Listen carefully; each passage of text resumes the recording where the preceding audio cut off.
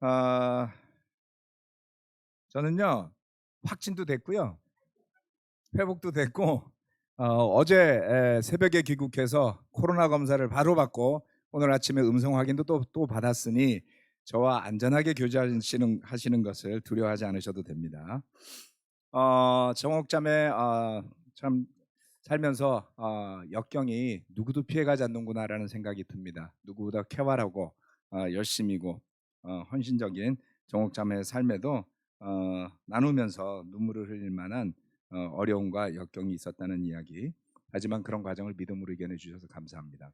여러분 잘 모르시겠지만 정옥자매는 2003년에서 5년 사이 우리 교회가 막 나뉘어지고 그러던 시절에 종로에 있던 노스리전에서 세례를 받은 자매였어요. 그럼에도 불구하고 웨스트에 속해 있던 틴의 그 스텝 인턴으로 일하던 지금의 남편을 만나서 견우와 직녀처럼 나뉘어진 교회에서 그 유니티의 끈을 이어주는 상징적인 부부가 아닐 수가 없다 이렇게. 네, 지금 회사 웃으면서 하는 이야기지만 막 세례받은 자매가 이렇게 참 그 넓은 지역을 다니면서 남편감을 참 잘 찾으셨습니다. 아무튼 두 분 그런 삶의 헌신과 모범에 늘 감사드립니다. 저와 우리 잠실교회 김민수 전도사님 둘이 지난주 주일 예배를 마치고 저녁 비행기를 타고 LA에 가서 퍼시픽 사우스 웨스트라고 부르는 그 미국의 서부 연안 남쪽 지역에 있는 교회들과 우리가 연합해 있는 거 알고 계시죠? 그곳에 그 전임들을 위한 수련회를 다녀왔습니다. 이게 이제 간략한 일정인데요. 제가 한 달 전에 티처 컨퍼런스를 다녀왔잖아요. 어, 컨퍼런스로 치자면 이벤저리스트들이 모이는 컨퍼런스가 훨씬 재밌어요. 왜냐하면 티처들은 아침 9시부터 밤 9시까지 12시간 넌스톱으로 클래스 토론, 클래스 토론, 클래스 토론. 목사님들은요 움직이는 걸 좋아하세요. 그래서 클래스가 많지 않아요. 그래서 아침 9시 아니요 9시도 아니에요. 10시에 모여갖고 오후 5시면 끝납니다. 너무 쉬웠어요. 여러분이 기도를 많이 해주신 덕분에 저는 한 번도 졸지 않고 컨퍼런스를 시차에 영향도 받지 않으면서 잘 마치고 어제 새벽 5시에 도착해서 밤 12시에 자서 아침 7시에 딱 깼습니다. 전혀 어디 다녀온 사람 같지가 않죠. 이게 다 여러분의 기도의 힘임을 저는 감사하게 생각합니다. 제가 미국을 출장을 가면 늘 졸고 시차 때문에 굉장히 힘들어했었거든요. 그런데 놀랍게도 이번엔 그러질 않았습니다. 컨퍼런스 다녀온 것에 대해서는 그 김민수 전도사님이 수요일 저녁에 자세하게 저는 뭐 통역하고 이러느라고 사진을 많이 못 찍었고요. 김민수 전도사님이 레슨 노트부터 해서 뭐 사진을 많이 찍으셨어요. 그래서 아마 수요일 주중 예배 때 컨퍼런스 관련한 여러 가지 내용들을 여러분에게 업데이트해 드릴 겁니다. 저는 다녀오면서 하나님께서 제 마음에 주신 믿음의 메시지를 여러분과 함께 나누겠습니다. 자, PPT 띄워주세요. 네, 오늘 설교의 말씀의 제목은 승리의 화살입니다. 네, 화살. 설교를 다 마무리하고 나니까 얼마 전에 나왔던 지옥이라는 넷플릭스 드라마의 화살촉 이야기가 갑자기 생각이 나더라고요. 그 감독이 여기서 영감을 얻었겠구나라는 생각이 들었습니다. 하지만 연관 짓지 마시고 보시길 바라겠습니다. 승리의 화살. 화살의 이야기가 열왕기하 13장에 나오는 말씀인데요. 설교 말씀을 나누기 전에 간략하게나마 이것을 여러분이 염두에 두시면 열왕기상, 열왕기하, 역대상, 역대하를 읽어 나가시는 데 도움이 될 것 같아서 말씀을 좀 드리겠습니다. 북이스라엘, 이스라엘이 남북으로 나뉘어지고 나서 북이스라엘의 여러 왕들의 이름이 나오잖아요. 그렇죠? 조선시대 왕 이름도 외우기 힘든데 이게 나라가 두 개로 갈려가지고 왕이 막 쏟아져 나오니까 혼란스럽습니다. 그런데 북이스라엘의 역사에 대한 이야기를 읽을 때 세 가지만 염두에 두시면 이해가 쉽습니다. 첫 번째는 느밧의 아들 여로보암이라는 솔로몬의 아들 르호보암 때 갈려진 왕입니다. 두 번째는 오므리와 그의 아들 아합입니다. 아합 왕 이야기 잘 아시죠? 엘리야와 그 바알 제사장들의 대결 유명하죠. 그때 아합 왕이라는 사람이 다스리고 있었습니다.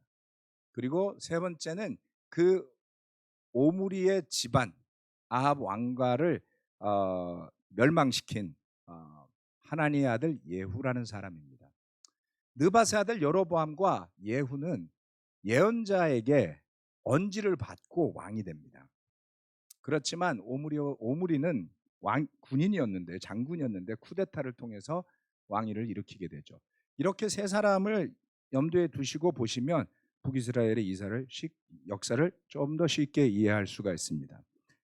여러 왕들이 나오지만 이 세 왕이 가장 강력했고 영향을 미친 왕이라 그렇습니다. 오늘 말씀은 그 아합 집안을 멸절시키라고 한 예언자의 이야기를 듣고 쿠데타를 일으켜서 왕이 되었던 예후의 집안 이야기입니다. 하나님께서 뭔가를 계시하셔서 자신이 왕이 되었다면 하나님에 대한 마음이 있었겠죠. 예후는 그가 받았던 그 예언자의 명령대로 철저하게 아합 집안을 청소하게 됩니다. 정리를 하게 되죠. 그리고 그의 손자 이야기가 오늘 나오는 열왕기하 13장의 말씀입니다. 13장 10절로 11절 말씀. 유다의 요아스 왕 제37년에 요아스의 아들 요아스가 헷갈립니다. 이름 비슷해요. 하지만 봅시다. 예후의 손자라고 그랬습니다. 요아스는 예후의 아들이었죠. 이스라엘의 왕이 되어 사마리아에서 16해 동안 다스렸다. 그는 주님께서 보시기에 악을 행하였고 이스라엘로 죄를 짓게 한 느밧의 아들 여로보암의 모든 죄로부터 돌아서지 않고 그 길을 그대로 걸었다. 제가 오후에도 설교를 하거든요. 그러다 보니까 예전에는 PPT를 2개를 따로 만들었더니 시간이 너무 많이 걸려서 오늘은 편의상 영어랑 한글이랑 같이 들어가 있습니다. 그래서 그냥 참고하시면 되겠습니다.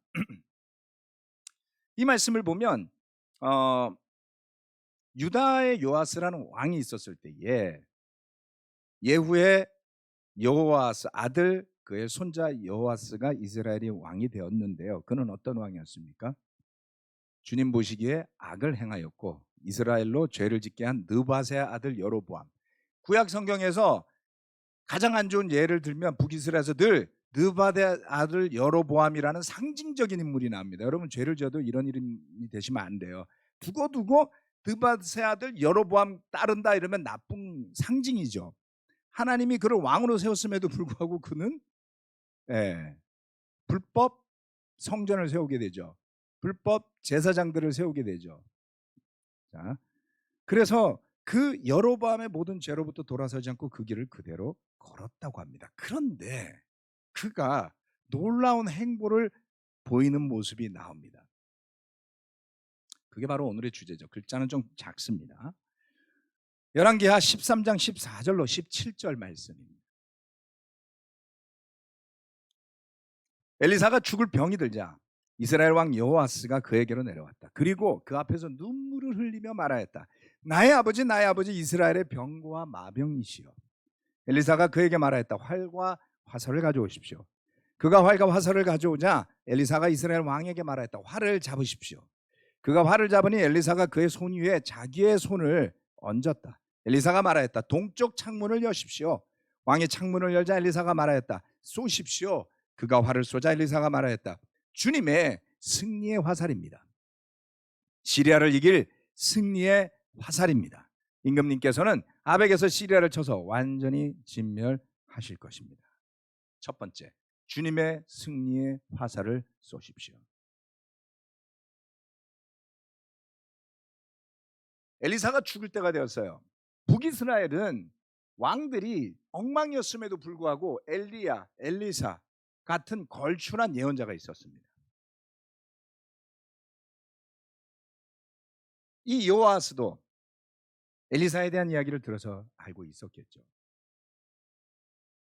그 엘리사가 죽을 병이 들었을 때에 왕이 그에게 내려옵니다.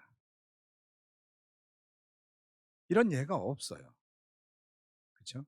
아합도 엘리야를 잡으려고 노력했잖아요. 네. 그리고 나중에 엘리야를 불러오라고 군사들을 보냈을 때 불에 타 죽는 장면이 나오죠. 어느 왕도 예언자를 찾아오는 왕은 없습니다. 아이고 죄송합니다. 제가 진동을 안 해놨네요. 어느 왕도 예언자를 찾아오는 왕은 없습니다. 그런데 그런데 이 여호와스는 겸손해졌어요. 위기의 순간에 겸손해져서 주님께 간구한 적이 있었는데 그 간구를 하나님이 들어주십니다.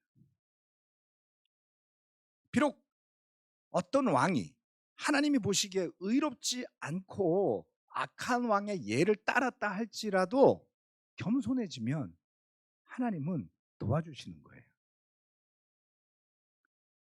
자, 이제 엘리사를 찾아와서 눈물을 흘리면서 이야기를 합니다. 좀 뭐가 앞뒤가 좀 안 맞죠? 하나님의 말씀을 순종하지도 않으면서 엘리사를 찾아와서는 그 앞에서 눈물을 흘려요. 그러니까 뭔가 악한 왕이라 할지라도 이스라엘의 왕이었기 때문에 하나님에 대한 생각과 마음은 있었을 것이다. 또 그의 할아버지가 예언자의 예언을 통해서 그 왕이 되었다면 더더군다나 그런 마음은 가지고 있지 않았겠어요? 그런 것을 좀 찾아볼 수 있는 겁니다. 그런데 그가 죽어가는 엘리사를 보며 외친 말이 흥미롭습니다. 나의 아버지 이스라엘의 병과 마병이시여. 이거 어디서 많이 들어보신 말씀 아닌가요? 주불리나 큰 인도자들의 행사를 할 때 이거를 주제로 설교하신 분들이 많았어요. 설마 악한 왕이 외친 말을 주제로 해서 설교를 했을까요? 그거는 아니었습니다. 이 말은 바로 그 앞에 열왕기하 2장 12절 말씀에 보면 엘리야가 승천할 때에 그를 바라보고 있던 그의 제자 엘리사가 외친 말이었습니다. 엘리사가 이 광경을 보면서 외쳤다. 나의 아버지 이스라엘의 병거이시며 마병이시여. 엘리사는 엘리야를 다시는 볼 수 없었다. 이 문장을 그대로 요아스 왕이 엘리사가 죽을 때 했던 거예요. 그 엘리사의 마음을 요아스가 잘 이해했기 때문이었을까요? 엘리사는 불말과 불수레를 봤던 사람이에요. 이 순간에 그는 봤던 겁니다. 남들은 보지 못했던 거예요. 우리가 잘 아는 유명한 또 하나의 스토리가 있죠. 그건 뭡니까? 열왕기하 6장 17절에 있습니다. 시리아 군대가 예루살렘을 포위했을 때 그의 종 게하시가 달려와서 난리가 났어요. 끝났습니다, 선생님. 그때 엘리사는 이렇게 기도했죠. 그렇게 말한 다음에 엘리사는 기도를 드렸다. 주님, 간구하오니 저 시종의 눈을 열어주셔서 볼 수 있도록 해 주십시오. 그러자 주님께서 그 시종의 눈을 열어주셨다. 그가 바라보니 온 언덕에는 불말과 불수레가 가득하여 엘리사를 두루 에워싸고 있었다. 어떤 것입니까? 엘리사는 누구도 보지 못한 불말과 불수레를 보고 있었고, 그렇게 이스라엘은 시리아에 비해서 약했음에도 불구하고 그 도시를 지키는 기적을 몇 번 체험했죠. 요아스 왕이 이러한 이야기를 어디선가 듣지 않았을까요? 엘리사가 외쳤던 말, 불말과 불수레에 대해서 이미 들었기 때문에 그 엘리사가 죽어갈 때 그는 이것을 오마주해서 표현한 것인지, 아니면 그 순간에 이 여호와스 왕 그도 불말과 불수레를 보았기 때문인지는 불분명하지만 놀랍게도 그가 이런 이야기를 한 겁니다. 그럼 그에게 엘리사가 화를 쏘라고 이야기합니다. 동쪽 창문을 향해서요. 동쪽은 성전이 향해 있는 방향이죠. 그가 화를 쏘았을 때 엘리사는 그것을 주님의 화살, 주님의 승리의 화살이라고 좋게 말합니다. 북이스라엘의 왕들의 이야기를 읽을 때, 열왕기 상하, 역대 상하를 읽을 때 저는 종종 그들이 한심하다고 생각했어요. 비록 그들 또한 하나님을 믿는 사람들이었고 느보세 아들 여로보암도 예언자의 이야기를 듣고 왕이 되었으며 예후도 예언자로부터 기름 부음을 받고 아합의 집안을 멸망시키고 왕좌에 오른 사람이었습니다. 그렇지만 그들은 권력에 집착한 나머지 하나님의 뜻에 끝까지 순종하는데 실패한 왕들이었던 것이죠. 그런데 그런 그들이었다 할지라도 어느 정도의 신앙은 가지고 있었던 겁니다. 방금 읽어드렸던 말씀처럼 여호아스는 주님 보시기에 악을 행했고 여로보암의 죄로부터 돌아서지 않았던 왕이었지만 그가 자신을 낮추고 예언자의 말에 순종했을 때 그는 놀랍게도 자기 민족과 나라를 위한 승리의 화살을 쏠 수 있었어요.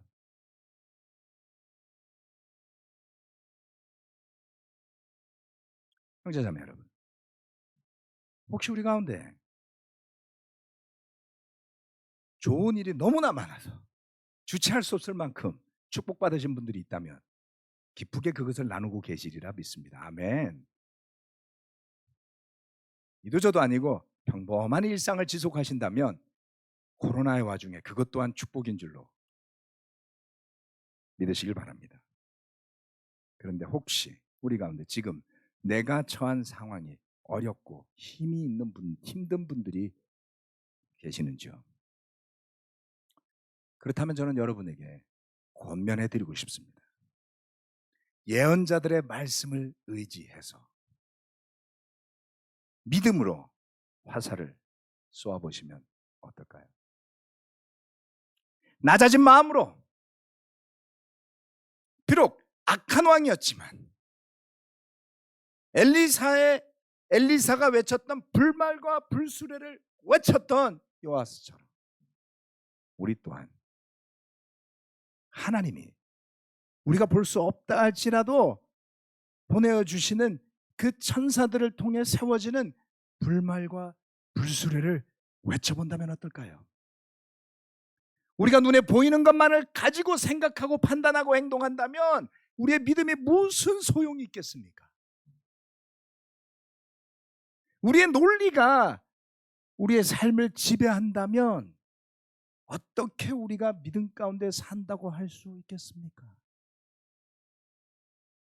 믿음 없던 자라도 의롭지 못한 자라도 주님의 예언자의 말에 순종했을 때 이 악했던 왕은 그의 힘으로 결코 얻을 수 없었던 승리에 대한 약속을 받았던 것입니다. 두 번째, 할 수 있는 만큼 땅을 치십시오. 뒤이어지는 18절 19절 말씀은 너무나도 저의 눈을 사로잡았습니다. 18절 19절 말씀. 엘리사가 또 말하였다. 화살을 집으십시오. 왕이 화살을 집자 엘리사가 이스라엘 왕에게 말했다. 땅을 치십시오. 왕이 3번을 치고는 그만두었다. 하나님의 사람이 그에게 화를 내며 말하였다. 임금님께서 대여섯 번을 치셨으면 시리아군을 진멸할 때까지 쳐부술 수 있었을 터인데 고작 3번입니까? 이제 임금님께서는 겨우 3번만 시리아를 칠 수 있을 것입니다. 이 말씀 들어보셨고 때로는 설교로도 들어본 적이 있을지 모르겠습니다. 이번에 이 말씀을 제가 듣고 보면서 들었다는 이야기는 제가 듣는 성경으로 들었단 말씀입니다. 그리고 다시 한번 살펴보면서 질문이 떠올랐어요. 활을 쏘십시오라고 말했던 엘리사가 또 말합니다. 화살을 집으십시오. 그리고 땅을 치십시오. 활을 쏘라 그럴 때는 이해가 돼요. 왜 이렇게 말하였을까요? 활은 땅을 치는 도구가 아니잖아요. 화살은. 그렇죠? 왜 그걸로 땅을 치라고 했을까요? 요하스 왕은 그걸 알고 했을까요? 아니면 저 여러분처럼 아니 왜 화살로 땅을 치라 그래? 궁금했을까요? 그런데 예언자의 말에 순종해서 그는 화살로 땅을 3번 칩니다. 이거는 또 왜 그랬을까요? 참으로 기묘한 광경이죠. 한 사람은 죽어가는 예언자고 다른 한 사람은 그를 예방한 왕인데 조금 전 그는 그가 쏜 화살이 승리의 화살이라는 이야기를 듣습니다. 그 이야기를 들었을 때 이 왕은 어떻게 느꼈을까요?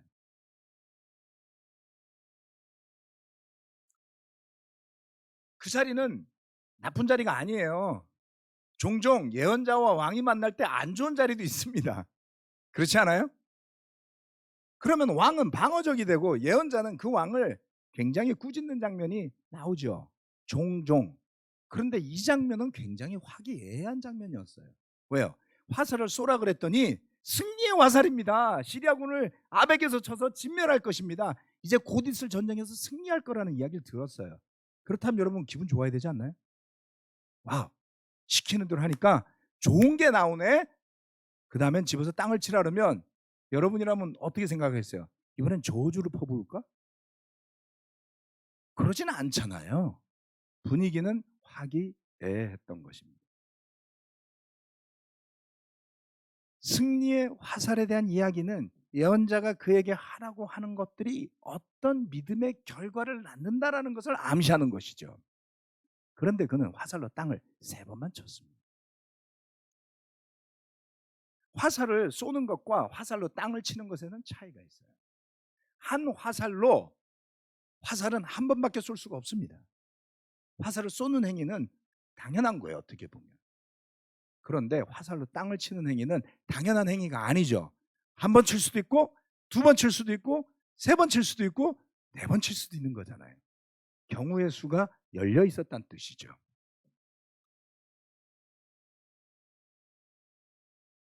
그리고 심지어는 열받았다면 그 화살이 부러질 때까지도 땅을 칠 수 있는 일 아니었을까요?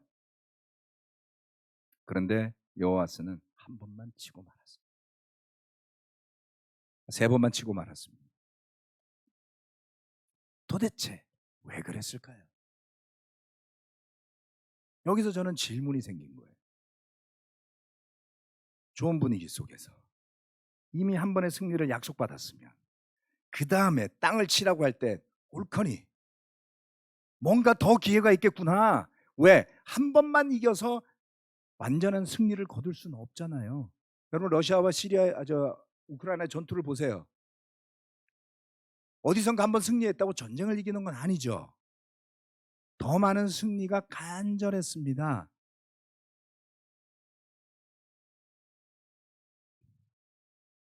세 번만 아쉬움이 남는 대목입니다. 믿음의 싸움이요. 날마다의 삶 속에서 벌어지는 투쟁들이 있습니다. 종종 우리는 그 가운데 갈등을 하죠. 얼마나 더 시도해야 합니까? 당연한 일은 했는데 당연치 않은 일을 도대체 저에게 몇 번이나 하라고 하시는 겁니까? 뚜렷한 승리와 축복의 징후가 없어도 나의 논리에 맞지 않아도 계속 해야 되는 것일까요?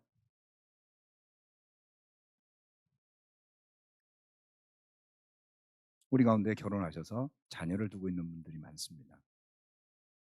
한때 2011년도에 우리가 이곳으로 예배당을 매입하고 이사했을 때 주일학교 아이들이 198명인가 그랬어요. 버스 타고 다녔던 때 기억하시죠?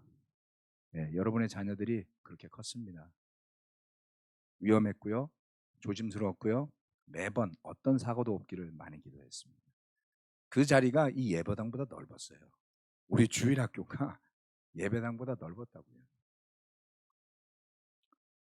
그런데 그 자녀들이 자라는 과정은 나중에 보면 다 좋아 보일지 모르지만 결코 순탄하지 않지요. 얼마나 많은 부모들이 도대체 어떻게 할까라는 끊임없는 고민 속에서 사는지 모릅니다. 그런데 여러분, 두렵고 해결되지 않을 것 같은 자녀들을 향한 그 고민이 어떻게 보면 결혼하고 자녀를 둔 제자들의 가장 큰 숙제가 될 겁니다. 부부관계가 어느 정도 이상이라는 전제하에 아무리 고민이 있다 할지라도 여러분 결코 포기하지 말고 화살이 부러질 때까지 땅을 치십시오. 왜요? 부모는 포기할 수 있는 직업이 아니잖아요. 세상에 얼마나 많은 부모들이 자신의 이기심과 감정과 필요에 휩싸여서 부모다운 부모가 되기를 포기하는지 우리는 너무나 잘 알고 있습니다. 그들을 비난하고자 하는 것이 아닙니다. 우리 또한 믿음 가운데 서 있지 않다면 쉽게 타협하고 포기할 수 있는 그런 연약한 존재들이기 때문에 그렇습니다. 내가 굳이 지속하지 않고 이 정도에서 난 최선을 다해서 난 더 이상 못해 라는 느낌이 든다 할지라도, 포기할 만한 모든 이유가 있다 할지라도 포기하지 말고 기도하시고 겸손히 주님의 인도하심을 구하시기 바랍니다. 이 가운데 싱글들도 많습니다. 20년, 30년째 제자로 살아오면서 아직도 싱글인 제자들 우리 가운데 많습니다. 여건이 아무리 팍팍하고 인생이 아무리 피곤하다 할지라도 결코 포기하지 마십시오. 유미순 자매가 기획을 한 건지 싱글들 같이 의논한 건지 모르지만 한 달에 한 번 토요일 날 모여서 걷기 대회를 하신다면서요. 저는 그 이야기를 들으면서 저도 거기에 가고 싶었어요. 가면 방해가 될까 봐 안 가기로 했습니다. 불러주면 가겠습니다. 걷는 거 좋아하거든요. 할 수 있으면 참가하십시오. 분당에서 주최하는 등산 모임도 있다고 들었습니다. 끝까지는 못 가더라도 산 기슭에서 맛있는 파전이라도 먹으면서 가능하면 가보십시오. 주님께서 열어주시는 모든 기회를 통해 여러분의 믿음의 화살을 붙잡고 땅을 치고 또 치시기를 권해드립니다. 이번 수련회를 통해서 가장 큰 힘과 격려를 받았던 것은 지난 시간 동안 포기하지 않고 시도를 했던 교회들과 인도자들이 있다는 것입니다. 그런 그들이 믿음의 결실을 맺어가는 모습을 보고 함께 교제하고 함께 배우면서 어떤 것보다도 큰 희망을 봅니다. 종종 우리는 뭘 해야 될지 모를 때 우리가 배울 수 있는 좋은 모델을 찾고 싶어 하지 않나요? 이런 상황에서 어떻게 했습니까? 누군가가 해낸 걸 보면 용기가 생기잖아요. 나도 저렇게 해볼 수 있지 않을까? 이번 수련은 바로 그런 것을 배우는 아주 좋은 시간이었습니다. 수련의 제목은 Revive라는 거였어요. Revive, 이렇게 여기 안 보이시겠지만 Revive라는 건 에스겔서에서 죽었던 뼈들이 살아나는 것을 형상화한 그 말씀을 가지고 만든 주제였습니다. 즉 많은 목회자들이 지쳐 있다는 거예요. 그들이 어떻게 더 되살아나야 할지를 이야기하는 시간들이었고, 게스트 스피커로 오신 분은 마이크 탈레포로라는 샌안토니오 교회를 인도하시는, 여러분 잘 아시죠? 사자는 잠들지 않는다 쓰셨던 분, 그분이 암도 극복했고요. 샌안토니오에서 교회를 인도하시는데 제가 2010년에 거기를 방문했던 적이 있었습니다. 그때 당시 약 350명이었어요. 지금 550명의 교회를 성장해 있습니다. 안타깝게도 제가 그분 사진을 못 찍어서 못 보여드리는데요. 김민수 전도사님 혹시 갖고 계시면 수요일날 좀 보여주세요. 그 다음 이분은 여러분은 잘 모르실 텐데 멋진 말론 브란도 같은 깔끔한 대머리세요. 기억에 남는 건 2019년도에 사크라멘토에서 우리 한국의 목회자들이 다 PSW 지금 이 리트릿을 참가했었습니다. 거기서 함께 교제를 했는데 르노라는 도시가 있대요. 미국의 그 라스베가스 근처에 있는 그 도시로 막 부임한 목사님이었어요. 그 교회는 재정이 좋지 않았습니다. 그래서 부인은 다른 일을 해야 했고요. 차도 없어서 형제자매들이 구해준 픽업 트럭을 타고 다닌다 그랬어요. 이번에 와서 나누는데 30명대였던 그 교회가 60명을 넘어 성장을 했고요. 그들이 수고하고 헌신한다는 이야기를 듣는 누군가가 $1 million 헌금으로 기부했다고 들었습니다. 제가 제대로 들은 건지 모르겠어요. $20 million. 그럼 $2,000,000거든요. 모르겠어요. 틀릴 수도 있습니다. 거의 200억 가까운 돈이에요. 아마 아니겠죠. 제가 잘못 들었을 거예요. 아무튼 뭐 수십억 원은 누가 헌금을 했나 봐요. 그래서 앞으로 향후에 십몇 년 동안 걱정 없이 전임을 써서 그 지역에 복음을 전할 수 있는 준비가 됐답니다. 제가 저분을 보고 너무 격려를 받았어요. 불과 4년 전, 3년 전 코로나가 일어나기 1년 전에 부임해간 목사님이 그 코로나 기간에 교회가 60명을 넘어 성장한 겁니다. 아멘. 이런 거 듣고 인스피레이션 받지 않으면 목회자 양심이 없는 거겠죠.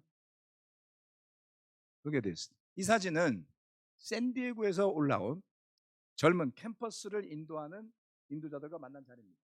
여러분 제 얼굴은 빼고 여기 보면 여러분 보이시나요? 대충 보이시죠? 한 사람은 카일이라는 사람이고 한 사람은 에반이라는 형제입니다. 이들은 우리 교회에서 자라난 세대예요. 흔히 이야기하는 킹덤 키드들입니다. 샌디에고에서 캠퍼스 미니스트리를 인도하고 있는데 저는 제 기도에 응답을 받은 기분이 들었어요. 그냥 나가는 길에 점심 먹으러 나가다가 우연히 옆에 서 있길래 바깥이 먹자로 온 거예요. 그런데 샌디에고 교회에서 북부 지역의 교회에서 캠퍼스를 인도하는데 그 캠퍼스가 약 10명으로 시작해서 지금은 45명을 넘어섰다 그랬어요. 그게 중요한 게 아닙니다.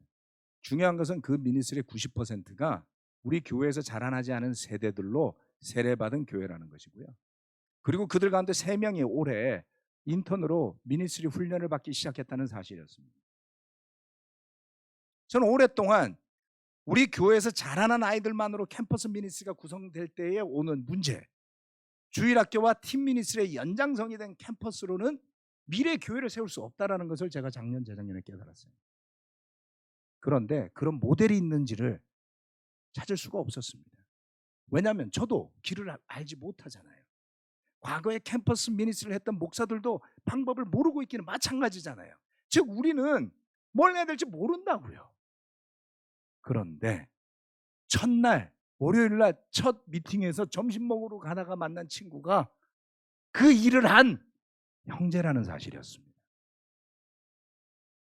화살을 어떻게 잡고 땅을 쳐야 할지를 이야기해 줄 수 있는 믿음의 친구들이 있었죠.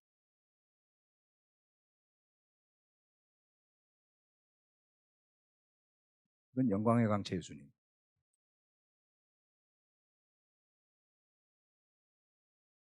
제 자신과 우리 교회를 돌아보는 좋은 계기가 되었습니다. 지금도 저에게 화살이 있을까요? 지금도 주님은 예언자들을 통해 여러분에게 화살을 쥐어주시면서 땅을 치라고 말씀하고 계실까요? 그 화살을 찾아보시기 바랍니다. 그리고 기회가 왔을 때 주님께서 지금이라고 말할 때 성의 없게 대충 두드리시지 말고 힘껏 5번이 아니라 저는 엘리사의 말에 더해서 이렇게 말하고 싶습니다. 화살이 부러질 때까지 땅을 치시기 바랍니다. 3번만 승리하는 것이 아니라 우리의 삶이 완전한 믿음의 승리로 끝나기 위해서는 한 번의 승리로 충분하지 않습니다. 3번의 승리로 충분하지 않습니다. 과거의 승리에 연연하거나 거기에 머물러 있지 마십시오. 미래에 주님께서 우리를 불러주시기까지 우리가 이겨야 할 싸움이 아직 많이 남았습니다. 그러니 계속해서 믿음으로 포기하지 마시고 완전한 승리를 얻을 때까지 갈 수 있도록 주님께서 화살을 쥐어주시면 그것으로 열심히 믿음으로 순종하며 땅을 치시기 바랍니다. 말씀 마치겠습니다. 아멘.